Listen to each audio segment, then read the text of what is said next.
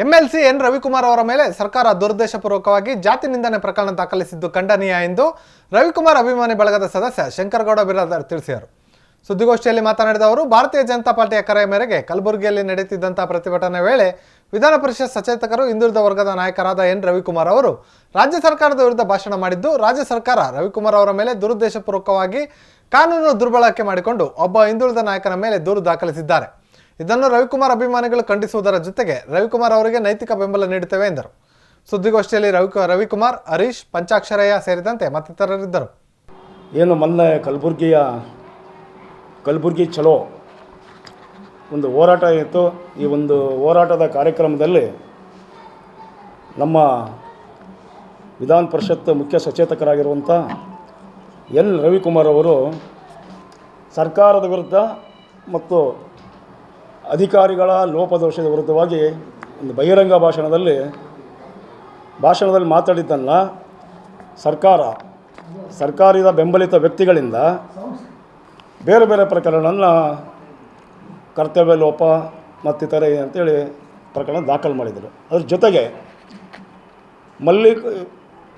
ಸಚಿವರಾದಂಥ ಪ್ರಿಯಾಂಕಾ ಖರ್ಗೆ ಅವರ ಬೆಂಬಲಿತ ವ್ಯಕ್ತಿಯವರಿಂದ ಇವರ ಮೇಲೆ ಜಾತಿ ನಿಂದನೆ ಪ್ರಕರಣವನ್ನು ದಾಖಲು ಮಾಡಿದರು.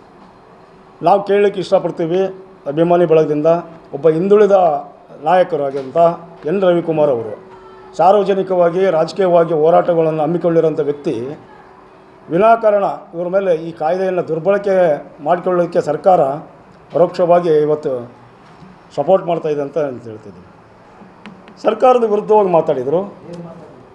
ನಂತರ ಏನು ಇವತ್ತು ಪ್ರಿಯಾಂಕಾ ಖರ್ಗೆ ಕ್ಷೇತ್ರದಲ್ಲಿ ಯಾವೆಲ್ಲ ಒಂದು ಜನ ವಿರೋಧಿ ಕೃತ್ಯಗಳು ನಡೀತದೋ ಅದರ ವಿರುದ್ಧವಾಗಿ ಅವರು ಹೋರಾಟವನ್ನು ಹಮ್ಮಿಕೊಂಡಿದ್ದರು.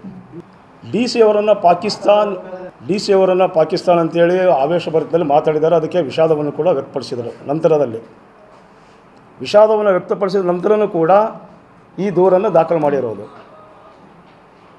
ಸಾಕಷ್ಟು ಜನ ಈ ವಿಷಯದಲ್ಲಿ ಭಾಳ ಜನ ರಾಜಕಾರಣಿಗಳು ಪಾಕಿಸ್ತಾನ ಪದವನ್ನು ಭಾಳ ಸರಿ ಬೇಕಾದ ರೀತಿಯಲ್ಲಿ ಬಳಸ್ಕೊಂಡಿದ್ದಾರೆ.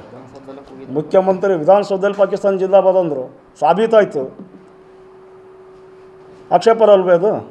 ಅದೇ ರೀತಿ ಮೊನ್ನೆ ನಮ್ಮ ಸೈನಿಕರ ವಿರುದ್ಧವಾಗಿ ಇಡೀ ರಾಜ್ಯ ಸರ್ಕಾರದ ಸಚಿವರಿಂದ ಹಿಡಿದು ಮುಖ್ಯಮಂತ್ರಿಗಳ ಭಾಷಣಗಳ ತುಣುಕುಗಳು ಪಾಕಿಸ್ತಾನದಲ್ಲಿ ಪ್ರಚಾರ ಆದವು. ಪಾಕಿಸ್ತಾನದಿಂದ ಬಂದಂತೆ ಅಂತ ಹೇಳಿದ್ದಾರೆ ಹೊರತು ಪಾಕಿಸ್ತಾನಿ ಅಂತ ಹೇಳಿಲ್ಲ. ಮೊನ್ನೆ ಸಾರ್ವಜನಿಕ ವೇದಿಕೆಯಲ್ಲಿ ಮುಖ್ಯಮಂತ್ರಿಗಳು ಅಧಿಕಾರಿಗಳ ವಿರುದ್ಧ ಯಾವ ರೀತಿ ನಡ್ಕೊಂಡ್ರು ನಾವೆಲ್ಲ ನೋಡಿದ್ವಿ ಮಾಧ್ಯಮದಲ್ಲಿ. ಅವ್ರನ್ನ ಕೈ ಸನ್ನೆ ಮೂಲಕ ಹೊಡೆಯೋ ರೀತಿಯಲ್ಲಿ ನಡ್ಕೊಂಡ್ರು.